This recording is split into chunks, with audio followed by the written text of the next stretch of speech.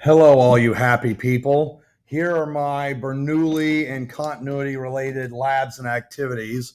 The first one's called Bernoulli cut and paste. You have to print this front side only. And the reason why you print it front side only is because you have the cut and paste page where the students are supposed to cut out all of these. Now, I'm just going to tell you, they actually come in order where these add up to 5, 5. These add up to 9. Oh, no, they aren't in order, actually. So they are actually random. But what I would do if I was a student is I would cut these out and I'd make piles of all the ones that add up to 5. You know, those all have to go together to the same one. All the ones that add up to 7, all the ones that add up to 9, and pile them all. I guess this one adds up to 10, actually. This one adds up to 9, and pile them all together. And then what the students are going to do is they're going to try to choose the best bar charts to describe each of these situations right here. I think that if you look, I think it's supposed to say that this line is 1 atmosphere, actually, but some of these might be, yeah. Okay. Does it say? You might have to say this. I probably should have said this, that this horizontal line is supposed to represent 1 atmosphere. That's supposed to be 1 atmosphere of absolute pressure, is what you're seeing there. All right, so 1 atmosphere of absolute pressure there. So there are some situations where you have less than 1 atmosphere of absolute pressure, right? Okay, so there you go. The answers are here. So you see that these 2 points touch the air, so they're at 1 atmosphere of pressure. This point touches the air, so it's at 1 atmosphere of pressure, but because someone's pushing, this is 1 atmosphere plus the pressure of them pushing. And then the outside is at less than 1 atmosphere because the air is blowing. We definitely have less than 1 atmosphere when the air is moving, and we have less than 1 atmosphere when we suck up through a straw. All right, so that's the answers right there. You get to include all those things. It's a little tricky activity, but it may be good for your students. Okay, this is the lab for Bernoulli's law measure where you vary the height. There is a version where I don't give them the procedure and one where I do. You get to do whichever one you want, but basically the idea is that I'm going to take a soda bottle that might look something like this. Okay, so I'm hoping you can see that right there. Okay, and now what I'm going to do is I'm going to hold this ruler up to it, and I need to measure out, let's see, 5 different heights. So this goes up to 15 before it starts to curve. So I think what I'm going to do is I'm going to use a wet erase marker for this, and I may be regretting this here in a second. Okay, I'm use my wet erase marker for this. So here's my wet erase marker right here. Okay, and so 0 is right at the hole. Okay, so how did I make this hole? I put a nail on a hot plate and left it there for several minutes, and then I picked it up with pliers and I just gently pressed the hot nail into the plastic of the soda bottle, and that was all I needed. It went right through. It made this nice cauterization, which made this perfect little boundary. Here's what I'm going to tell you not to do. Do not try to do this by just jamming a blunt object or pencil in. It actually makes a very, very not a very good hole, and it's very unfun for your students. But this with the hot nail that you just gently, while holding it with the pliers, just gently press in there. If you have a soldering iron, that would do the same thing. I actually did this with a soldering iron. So let the soldering iron get hot. You just gently press it in, and it makes the hole, and it's just beautiful. Okay, so each of these lines I think you see here represents 3 additional centimeters. So here's what you're going to see the lab setup look like. Okay, it looks like this right here. Okay, I'm putting the water right here, and I am going to have this hopefully where I can take data. Okay, so what data am I taking? The data I'm taking is the height of the water above the hole. So that's 0.03 meters, 0.06 meters, 0.09 meters, 0.12 meters, and 0.15 meters. And then I need to get the distance that the water is going to travel. So to do that, I am going to fill up this bottle while holding the hole. I'm going to fill up the bottle while holding the hole. So let me just fill it up with water while holding the hole there.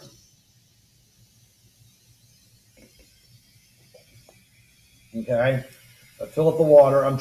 I use the wet erase marker so I can erase it later. If you use a permanent marker, then you have to get new soda bottles each time, or you just leave them with the marks forever and ever, amen. And that's up to you. Okay. So I'm going to just let that pee out a little bit. Okay. I'm going to let it just pee out. So I'm sorry for how long this is going to take, everyone.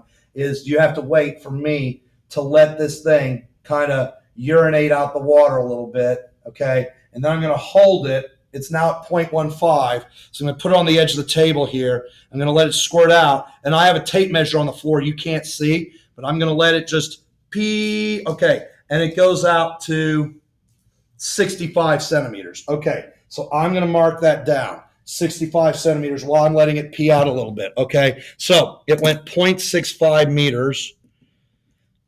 That's the distance that the hole traveled. The water traveled out the hole. Okay, so now I'm going to let it go. So you can tell this is a really great one to do outside. This is a great outside lab for when you do when you have some time to play outside. So you go outside.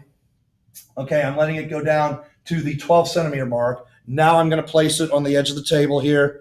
Okay, I'm going to let it pee out. And how far does it pee out? It pees out to the 59 centimeter mark. Okay, so it's 59 centimeters. So I'm going to write down 0.59 meters. Okay, right like that.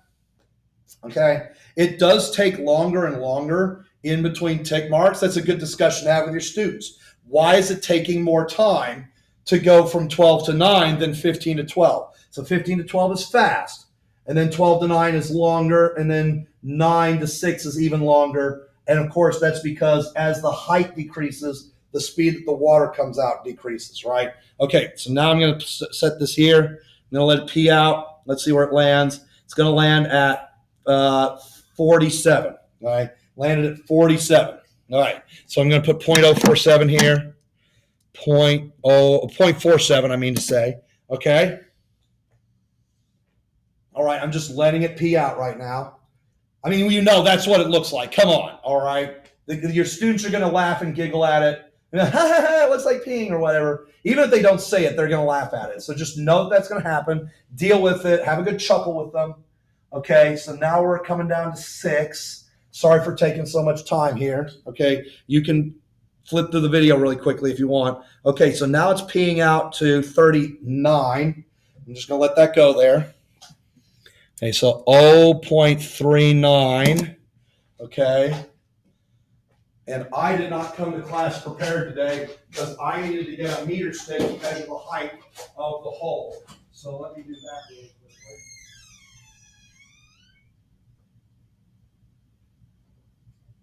Okay.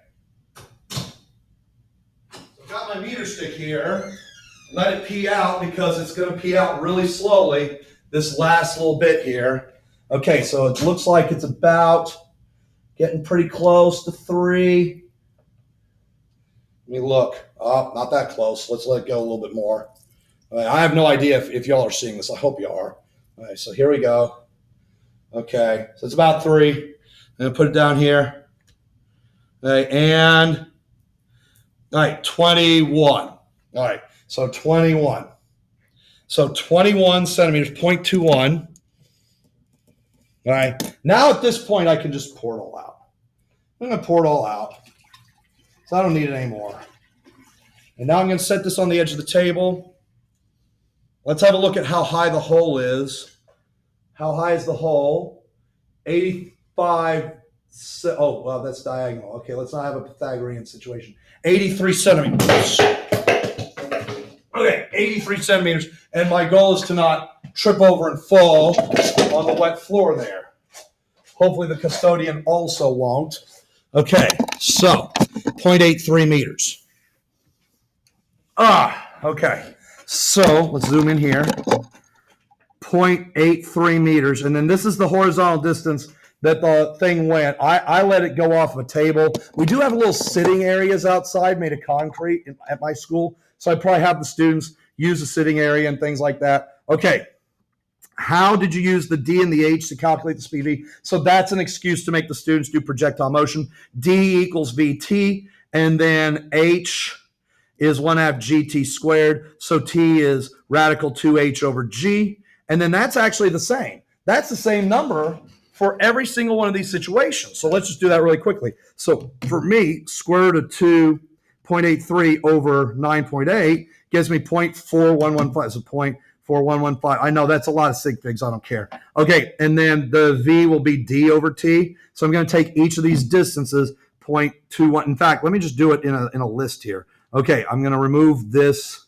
Who even knows what that stuff was? Okay, so 1, 2, 3, 4, 5, and then I'm going to do L1 times 0.03, right? Okay, and then this is, if you look here, okay, let's make sure you can see it, 0.21, 0.39, 0.47, 0.59, and then 0.65. And then I'm just going to take each of these distances and divide by the time 0.411. It was actually 4116. So then this is a speed of 0.51. This is a speed of 0.95. This is a speed of 1.14, 1.43, 1.58, or whatever kind of thing, right? Okay, now what happens if I plot these two against each other? Let me go ahead and delete what I had in here before, and I'm going to do plot 1, L1 versus L2.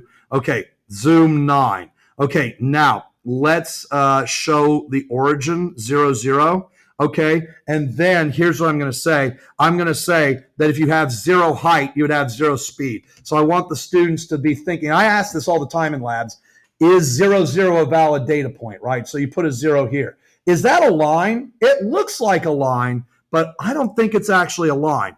I'm going to see if it's a line by doing something called power regression. Power regression is going to tell me if this is a line. And here's the parent function of power regression. A, x raised to the b, where b is called the power, and a is called the coefficient, and the coefficient is the slope if b equals 1, because then you get a line. But let's see what I get. Oh, well, I was supposed to get a b, actually. So the b was supposed to be 0.5 instead of 1. If the b was 1, then that's a line through the origin. But you're supposed to get a 0.5. Why are you supposed to get a 0.5? So you can show that speed and height have a root relationship. In other words, speed is proportional to the square root of height. And then you can say, well, if you have Bernoulli's equation with rho g height equals 1/2 rho v squared, then the rho's cancel out. And then when you square root v equals the square root of 2gh, there's where the square root of h comes in. So the whole point of this lab is to get students into the idea that the height of the water determines the, and this is capital H, which is these numbers right here. The height of the speed that the water comes out varies as a square root function with the height of the water. That's what I want them to figure out. That's what I'm trying to get them to take away from this. Okay, now the next lab is called Bernoulli's law force. Okay. And so for this lab, what we're going to do is we're going to vary the amount of force that we apply to a syringe. Okay, so here we go.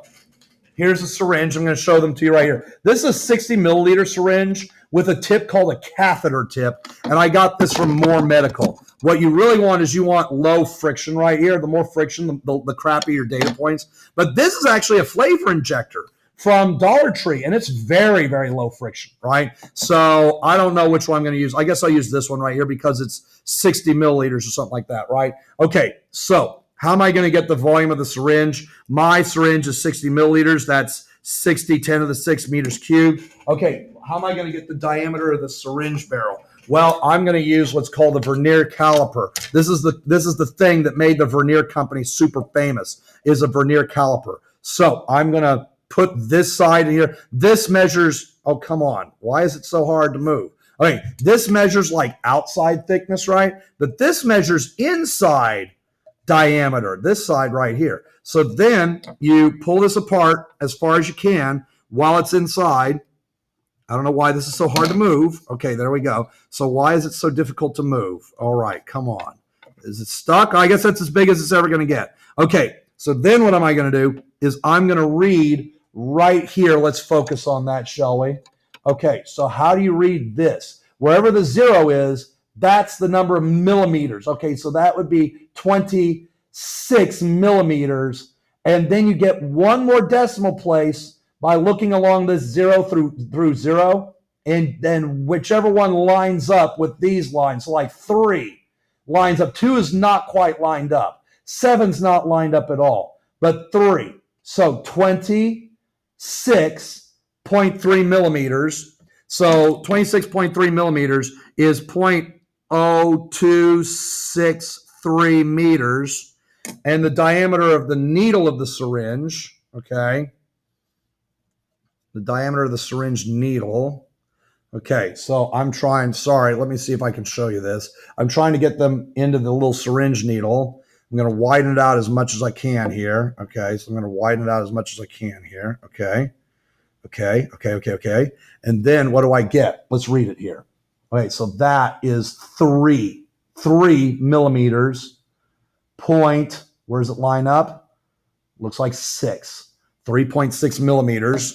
So that would be 0.0036. Oh, whoops, that was in the wrong place. 0.0036. Okay. Now I want to get the areas. I'm going to put this back into here, right? Okay. And now I'm going to get the areas here.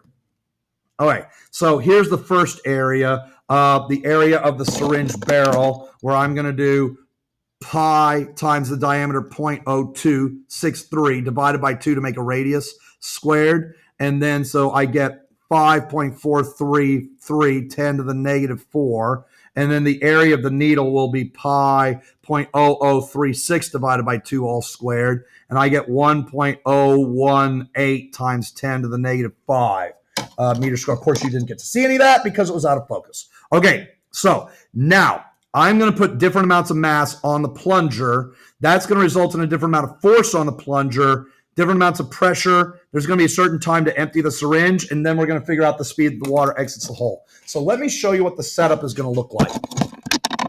Okay, let's see if I can actually frame this really well this time. Okay, so I'm going to, here we go, blasted thing. Okay, there we go. Okay. So let's see if you can see this. I've got my ring stand base here. Oh, that's a great sound. Oh, I'm going to love that screeching sound. Okay, I've got a clamp. I'm going to clamp this bad boy in. I don't need it to be this high up, so I'm just going to kind of lower it down like this. Maybe enough to put a bucket right here, okay? So the idea then is that I'm going to fill up the bucket some. All right, so I'm going to fill up the bucket some, and I'm going to use the bucket as a way to fill up the syringe. Okay, that might be enough bucket filling. Okay, so here we go. We put this right here. All right, and then, gee, I really want to make this easy on me to fill up the syringe. So what am I going to do? Am I just going to lift the bucket up like this and then draw the water in? I guess that's what I'm going to do. Okay, so I'm going to draw the water in up to 60 milliliters. Okay, you see that? And now I'm going to put different amounts of mass up here. All right, I'm terribly sorry. I thought I had my masses next to me here. I do not have my masses next to me here. So I'm going to have to go back here because I forgot to put my masses on here.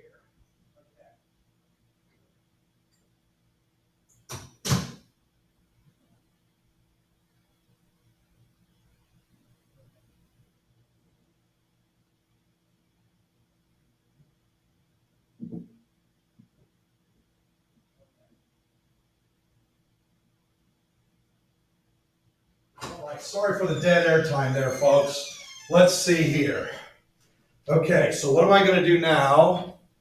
Oh, I have my stopwatch ready. Here we go. So what I'm going to do is I'm going to turn on the stopwatch, and I think I'm going to start with 200 grams. Let's start with 200 grams. I'm going to put the 200 grams on there, and as soon as I let go, I'm going to steady it. I'm not going to push down or up. I'm going to steady it and time how long this was. Ready and go. Oh, that's not enough. Okay, well, that's not enough to overcome friction. What a sad day that is. Okay, so let's do 400 grams. Ready and go. Okay, that took 2.01 seconds. to empty the syringe. Okay, so mass on the plunger, 0.4. The force on the plunger will be that times 9.8. I'll find the pressure, 2.01 seconds. I'll find all that in a moment. Okay, so here we go. Let's draw it in again. All right. 60 milliliters. Make sure it's 60 milliliters or however many milliliters you want it to be. And let's try it with 600. All right, here comes 600. I'm just going to not lift. I'm just going to drop it on there and 1.42. Okay, now let's do it with 0.8. Okay, so let's suck it in. Suck it up, buttercup. Okay, 1.42. And then, oh, don't let it fall off. I hate these slotted masses. Let it fall off. And go! Okay, 1.42 and then 1.17. 1.42, 1.17. It was 0.6 kilograms, 0.8. And then I'll do one more. I'm going to take only 4 data points today. The 200 data point didn't make it for me. I might try it again, though. Maybe this has come to its senses here. Okay. So here's 1 kilogram. Here we go. And go! Okay, so that was only 1.03 seconds. Okay, and it was enough force to actually bend this thing. 1.03. And then I'm going to try the 200 grams again, which again was not enough to overcome the frictional forces here. So let's try it with 200. Let's see it. Okay, so that was 1.03. And then go. Okay, so that was 1.80. I don't even like that because that is not following the pattern here, 1.03. Let's try it one more time just for the heck of it, okay? So I'm going to draw in, okay? All good. Oh, no, that was 400. Here's 200. Let's not screw that up. Okay, and go. Oh, still not enough. Okay, so maybe what I can do is I'll try 300 grams. Let's try 300 grams. So 200 grams not enough to overcome the friction. Okay, and go. All right, 2.22. Okay, so here's the data here. And 3 is 2.22. Okay, here's the data. Everybody watching? Here we go. Oh, I meant to write this over here. Okay, well, that gives me a chance to rewrite it then. Let's focus so we can see it. Focus. Okay, good. All right, so when I had 0.3 kilograms, the time was 2.22. For 0.4, it was 2.01. For 0.6, it was 1.42. For 0.8, it was 1.17. And for one whole one, it was 1.03. Okay, how am I going to get the force? The force is just the weight, so that's just mg. So I'm going to go here, and I'm going to say, okay, 0.3, 0.4, 0.6, 0.8, and 1. Okay, then this is going to be L1 times 9.8. Okay, so there we go. So 2.94, 3.92, 5.88, 7.84, and 9.8. Okay, does that make some sense to you? All right, how are you going to get the pressure? The pressure is the force divided by the area of the barrel itself. So L2 divided by 5.433, E negative 4. And now look at your pressures, 5411,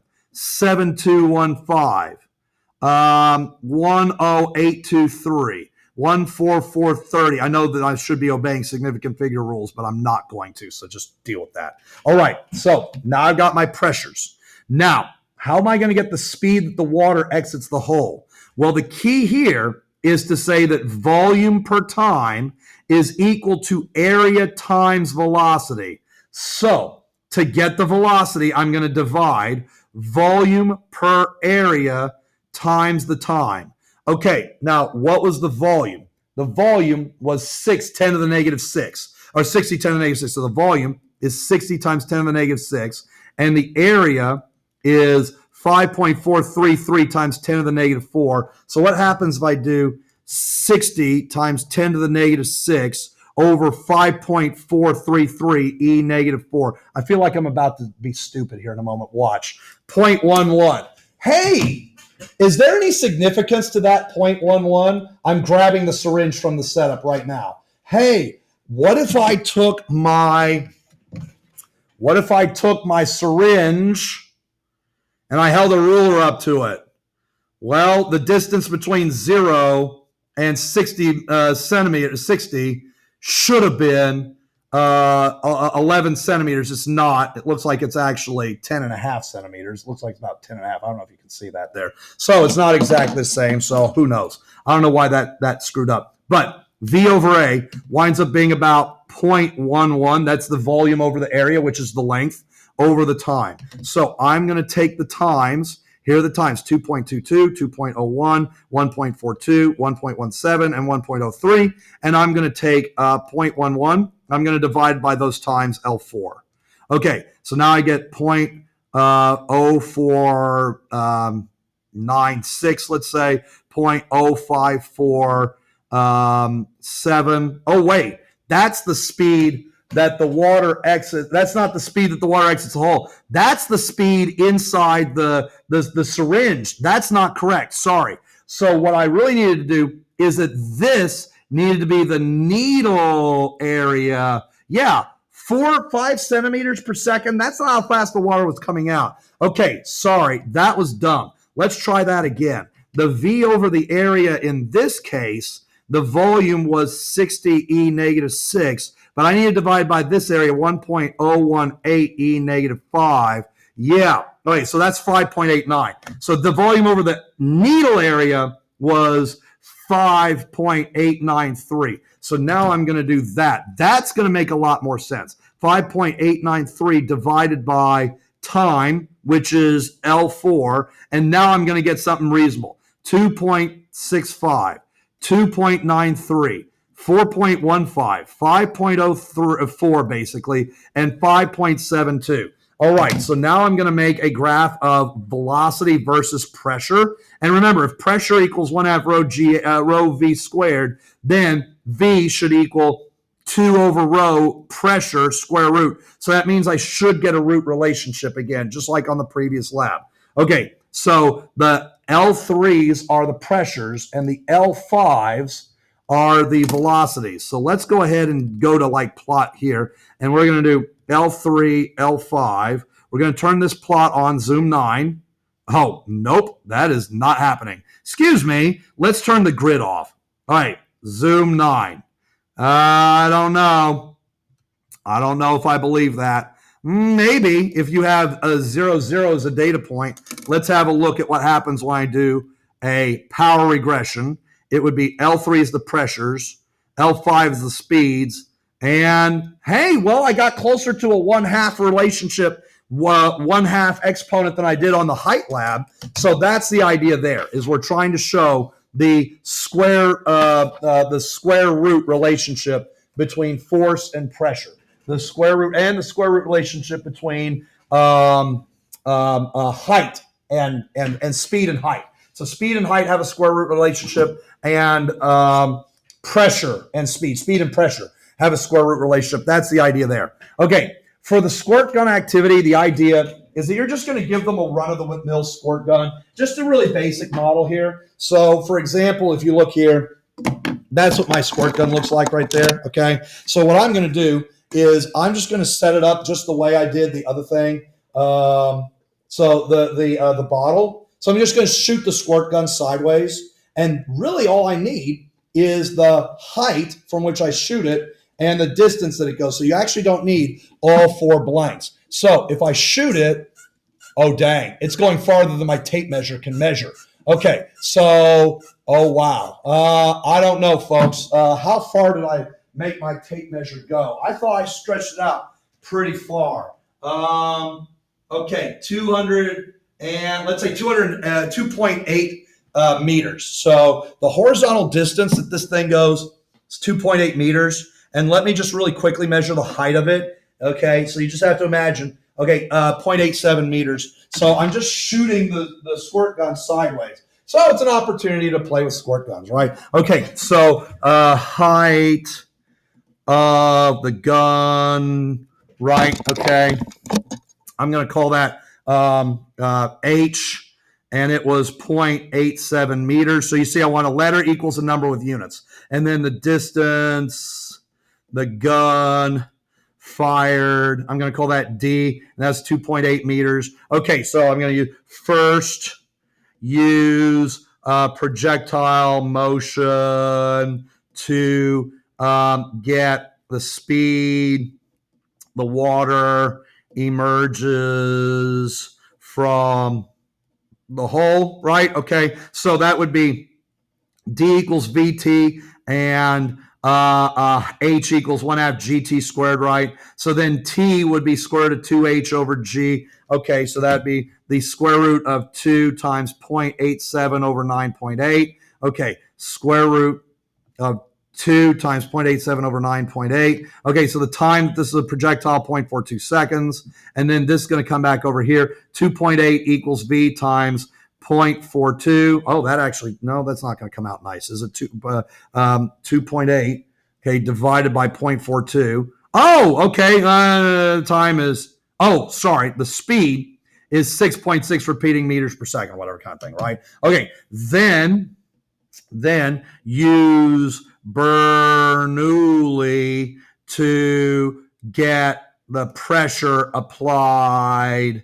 to the water. Okay, so here's Bernoulli. Pressure in the tank, let's say, plus rho g height of the tank, plus 1/2 rho v squared at the tank is equal to pressure at the hole where the water comes out, plus rho g height of the hole, plus 1/2 rho v at the hole squared. Okay, the pressure at the hole, we're going to use gauge pressure. Since the hole touches air, the pressure of the hole equals 0 because it touches the air, right? The speed in the tank is very slow, so it's basically 0. And both tank and hole are at the same height because you're holding it sideways. So what am I going to say? The V in the tank is too slow. The two heights are the same. And the pressure at the hole is 0 in gauge pressure. So then you get the pressure you applied to the tank. That is the job of the squirt gun's little trigger, is to exert force, pressure on the tank. Becomes 1/2 rho V at the hole squared. So that's 1/2 1,000. The V at the hole squared. Oh, that's, what was that? 6.6 repeating squared. So then it's going to be 500 times this answer squared, and you get 2 pascals, right? Or something like it, right? So I'm just going to say that maybe this could be 20,000 pascals, 20,000 pascals. So in the tank, you have about that much pressure and no rho gy, no 1/2 rho v squared. But at the hole, it's all 1/2 rho v squared. And if they put any rho gy, which you can actually do that. Like, what if I did rho gy? So it'd be rho 1,000 times 9.8 g times 0.87. Well, now that would be just 8,000, right? So then, yeah, it's about that much right there. If that's 20,000, that's about 8,000, right? So you can actually make them do that if you want them to do.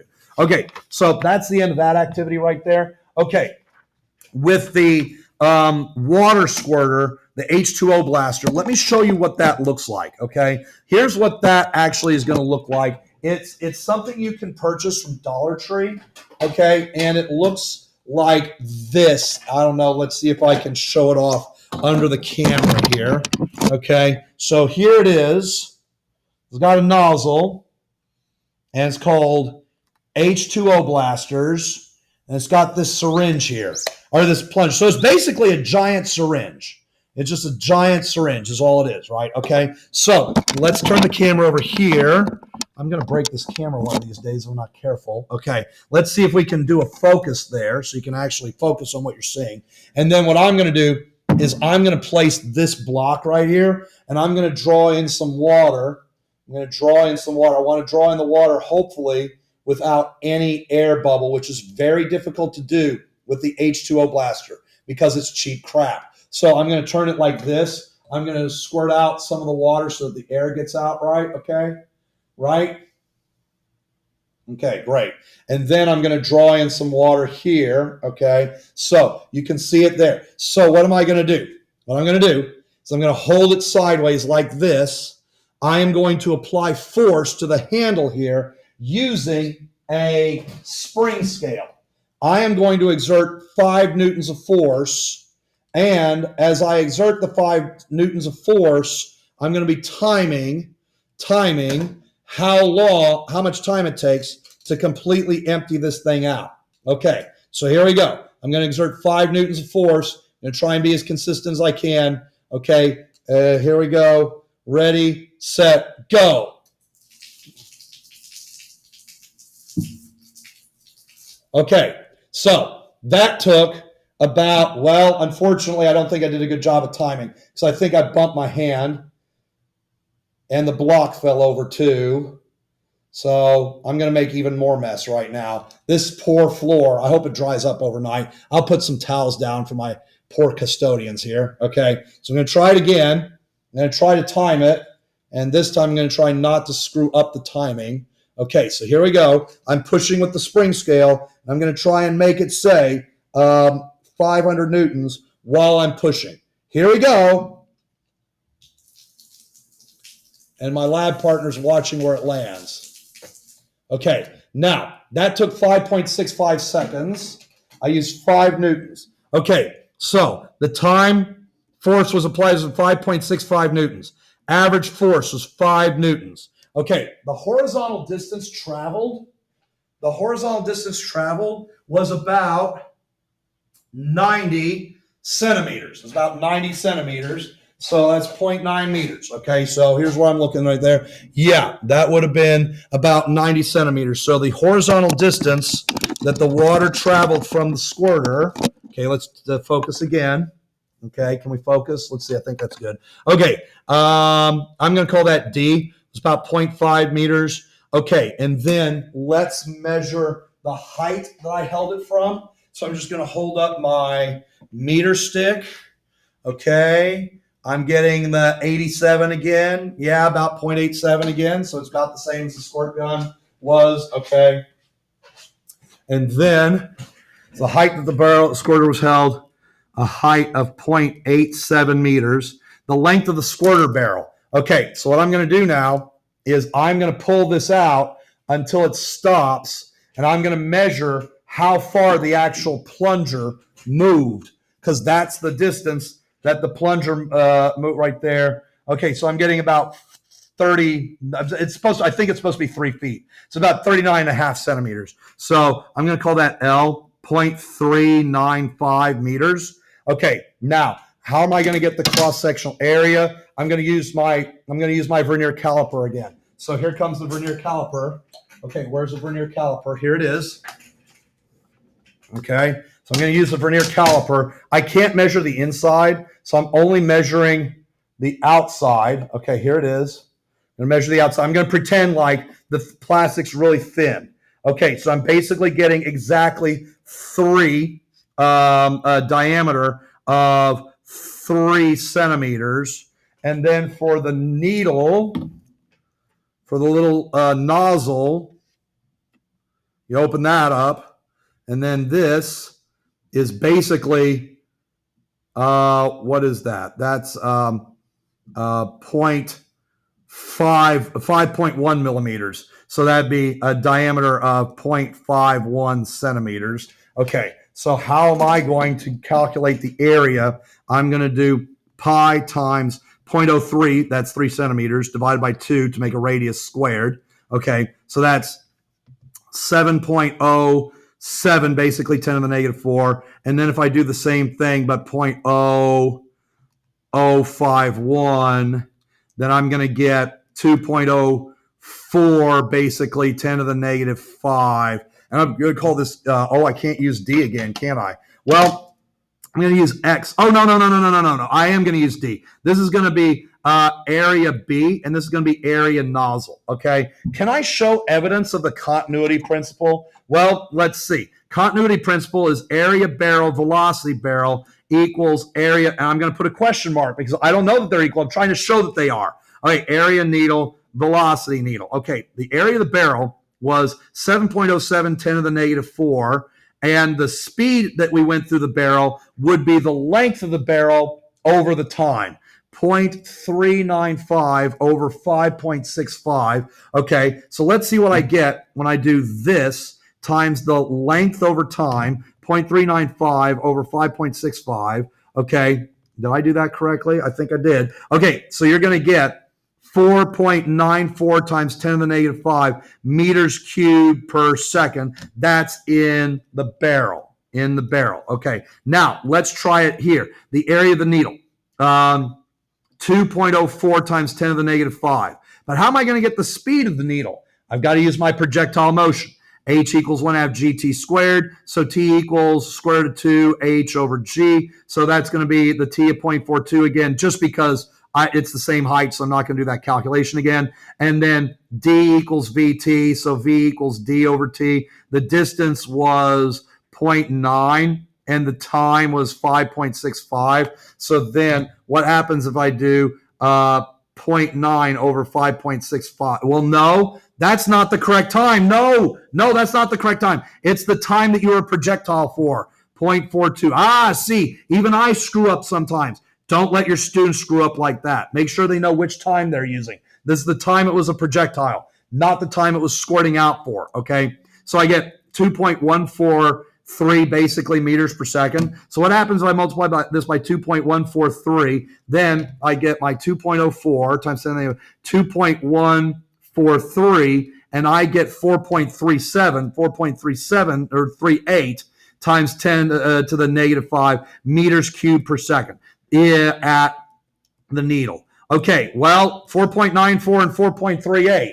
Is that close enough for you? I wish I was closer, frankly, okay? Now, can I show the Bernoulli principle? In the barrel, it's pressure plus rho GH plus 1 half rho V squared. In the needle, it's pressure plus rho GH plus 1 half rho V squared. Now, the rho GHs are the same. They're going to be 1,010, and let's say we use 9.8, I mean to say, 87 centimeters, right? Well, I did that before, and what I wound up with was 8,526. So this is going to be 8,526. Or you could just set the height equal to 0 if you want to, right? Okay, the pressure at the needle is 0 because we're going to use gauge pressure, okay? And then the speed at the needle was 1 half 1,000. Okay, what was that speed? That speed was 2.143. 2.143 squared. So what is 500? Oh, come on. Okay, let's go down to the bottom here. All right, so 500, which is half of 1,000, times this number squared, you get 2296, basically, right? Okay, so then what are my numbers here? This is at the needle. Okay, so 0, and then 8,526. Well, you know what I want to do? I ain't going to lie to you. I want to knock off a 0 here, okay? So I want to knock off a 0 here so that I can call this 8,526 is about like that. And then this is about like that, okay? Now let's try it over here. What's the speed inside the barrel? Okay, well, that was really slow. That was, again, the length of the barrel, 0.395 over the time, and the time was 5.65. 5.65. So that's really slow. That's a really slow speed. 0.395 divided by 5.65. Okay, so that's really slow, only 7 centimeters per second. That sounds about right for me pushing it, right? Okay, and then 500 times this speed squared, and you get this pittance.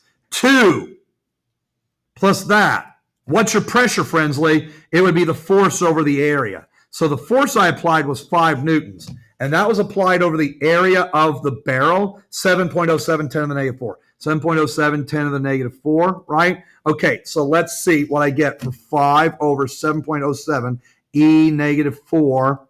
Okay, I get 7072, right? So 7072 plus 8526 plus 2. Here I get that and 2296. Wow, that's nowhere close. That's not even close. I'm sorry. Okay, so no, I was not able to show Bernoulli at all. I got radically different numbers here. I got 7 points some stuff, and then I got my 8.5, and then this is not even registering because that's so small, right? So again, you can use this as an opportunity to say, hey, that speed in the barrel is so slow that you can just ignore it, right?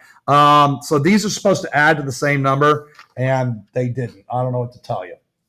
Okay, so So this is back to the soda bottle again. So the idea is that your student is going to measure the height of the hole above whatever the ground is. Okay, if you put this on a platform, the height of the hole, and then they're going to measure the additional height to the top of the water, and then so that's the measurements. Okay, and then they're going to say, okay, pressure at the top plus rho g height of the top plus 1/2 rho v at the top squared equals pressure at the hole plus rho g height of the hole plus 1/2 rho v at the hole squared. And if you just treat the height of the hole as 0 for the sake of this equation, then this is 0. This and this both touch air, so it's the same pressure. And then the speed of the top of the water is just so incredibly slow. So you just get rho g height at the top is equal to 1/2 rho v at the hole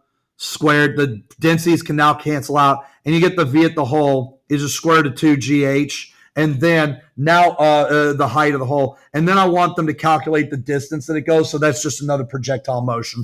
And this time, the projectile motion using this h. H from the hole to the ground equals 1/2 gt squared. And then you use t radical 2h over g. And then the distance equals vt. Funny story, if you do it symbolically, the v is radical 2g, this h from the hole to the top of the water. And then this is 2h from the hole to the ground over g. The g's actually cancel out, and the 2's actually can factor out of the radical, and you just get h times h. Isn't that interesting? Okay.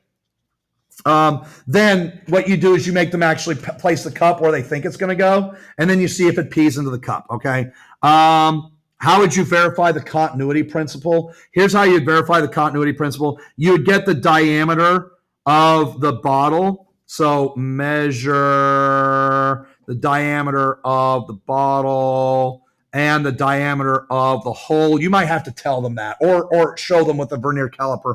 Please use the same nail every time you poke a hole so that all your holes are basically the same, right? Okay, and then you're going to measure the height of the water, right? You're going to measure the horizontal distance. So I'm going to call that x, actually. The horizontal distance the water goes as a projectile, okay? And then the other thing I would do is measure the time you let the water flow out, and so that's t, and measure how far the water line falls. So the water line is going to go from here to here. So maybe you can call that delta H or something like that, right? So how are you going to use these measurements to show continuity? The way you're going to do it is you're going to say this. You're going to say in the bottle, the flow rate is volume over time, and volume is the area of the bottle divided by the amount of time you let, the area of the bottle times the distance that the water line fell. So if the water line falls from here to here, then this delta H is the height of the volume. The area of the bottle, that would be pi times the diameter over 2 squared, right? Okay, so you got to get the area of the bottle. And then that's the time that you let the water go for. Okay, that gives you the flow rate in the bottle. Okay, I'm going to say at the hole. Okay, so the area of the hole is going to be pi times the diameter of the hole over 2 squared. And then the speed, once again, how are you going to get that? You're going to do distance over the time that it's a projectile, okay? And so that's going to be distance over the square root of 2h over g. That's all, again, the projectile motion once again. Lots and lots of projectile motion. Okay, then you do flow rate is the area of the hole times that speed, and you see, did you get the same number? Did you get the same number, okay? When the bottle's filled up to a certain height above the hole, the Bernoulli equation relating the top of the water to the small hole is represented by this bar chart right here. Okay, so this is a complete bar chart right there. Remember, the speed at the top is super slow. Okay, now what are you going to do? You've probably seen this before. Let me show it to you really quickly here, assuming that I can try not to make a mess out of my equipment here. Okay, Okay, so what I'm going to do now, with your permission, is, hold on a second. Let's see if I can make it so you can see this. So I am going to put the bottle right here. So let me turn the camera once more. Let me focus it. And let me move a lot of my instruments here so that they're not in the way. Okay. So I hope you're seeing the bottle right here, and the hole is right here. I'm going to fill up the hole, the bottle. I fill it up. I'm not filling it all the way to the top. In fact, I'm only maybe filling it halfway, just to make a point here. Okay, do you see the water coming out? You see that? When I place my hand over it, the water stops coming out. And I open it, the water comes out. I'm hoping that you're able to see that there. Do you see the water coming out? Yeah, you do. You see it coming out right here. Okay, and then when I put my hand over it, it stops. Now, I'm just going to tell you where I got these soda bottles.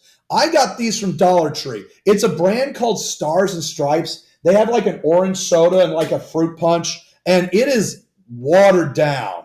But it's $1.25, and it's a 3-liter bottle. And these 3-liter bottles are amazing. So I would strongly encourage you, get the 3-liter bottle, dump out the crap that's in it, or you can drink it if you want. But then use those for all these soda bottle things I'm showing you. They're really wonderful. Okay, now, why do I love the 3-liter soda bottle? Because when I put my hand over the top of it, I can actually feel the air pulling in on my hand. It feels like my skin is actually being sucked into the hole. And that's an experience I want every student to have, is to feel like their hand is being sucked into the hole. Why is that? Okay, so place your hand over the top of the bottle. So you create an airtight seal over the top of the bottle with your hand. In the space to the right, really, not below. Explain what you observe with your eyes. Okay, we see the water stop flowing. What do you feel with the hand? Feels like the hand is being pulled into the bottle, some, okay? And then I already filled in the row GH terms for the students. What do I want them to say? I want them to say that this is still 0. By the way, can I just plug in? This is 10 high, 5 high, 0. This is 10 and 2 and 3. Okay, so they both add up. These have to equal each other. But now, what are these going to equal? Well, at the hole, it's still 1 atmosphere, and the height is lower, but there's no flow at all. Well, how am I going to balance that here? The only answer that makes sense is that there's less than 1 atmosphere. There's actually a vacuum going on, which is why it feels like your hand is being sucked in, right? Now, if you want to do a little PV equals nRT, here's why that happens. Once your hand that's supposed to be my hand, is over the top of the bottle, the water does continue to flow out, and this goes down and down and down and down and down. PV equals nRT. Putting your hand over the top makes the number of moles inside stay constant. So is the temperature. The volume is still increasing as the water goes down. That decreases the pressure until the pressure is so low that the water can't flow out anymore. Okay, measure the height h between the small hole and the top of the water. Make one additional measurement.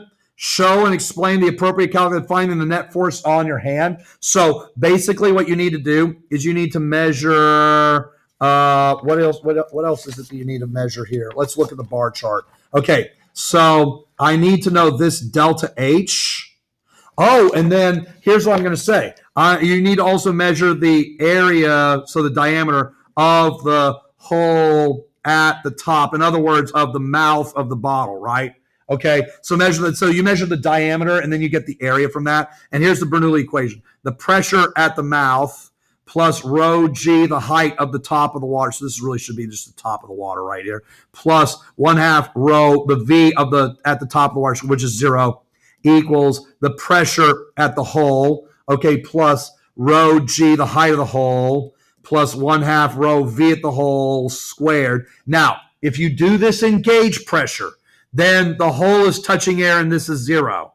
But if you do this in gauge pressure, you will get a negative for the pressure. And that means something. That means that a negative gauge pressure means that the absolute pressure is less than atmosphere. Once you solve for this, you do F equals PA, and it's like it's not even a whole Newton. Okay, what's happening here? What's happening here? Now the pressure is higher than 1 atmosphere. What could that mean? What could that mean? Oh, and by the way, can we compare that to what we had before? Here, the speed was 3, 10, 2, 3. Now it's 10, here it is, 10, 2, 5, because this is 12 and 5. So something happened here, and it resulted in speeding up the water there. What could that possibly be? Well, this is one I would suggest that you demonstrate, not having the students do it. You're going to see why here in a second. So let me fill up my water here. Okay. Side. All right. So you see that leaking out right there? Everybody seeing that? I'm going to make sure you can see that. All right, so you should see that right there. You see it? Now, watch what happens to the water stream when I do this. I blew into it to increase the pressure higher than 1 atmosphere. As a result, the water sprays out faster. So you see what I'm trying to do with my students. I'm trying to get them to think about Bernoulli using the bar charts and conceptually, not just doing the calculations, although the calculations are important. All right, folks, thank you for listening to me. That's the end of this video, I believe. I think I've talked through all the activities. So my name is John Frensley. My company is, you can see it right there, World's Finest Physics. You can look me up on the internet. It's fine, phine-physics.com. And if you want to reach out to me, maybe you have some questions about this, there's a contact form there. And then the other thing that you'll see there is professional development opportunities. So if you like this and you'd like to come see me and learn some other techniques from me, then you'll see the professional development opportunities there. So thank you for watching, and we'll hopefully see you soon. Bye.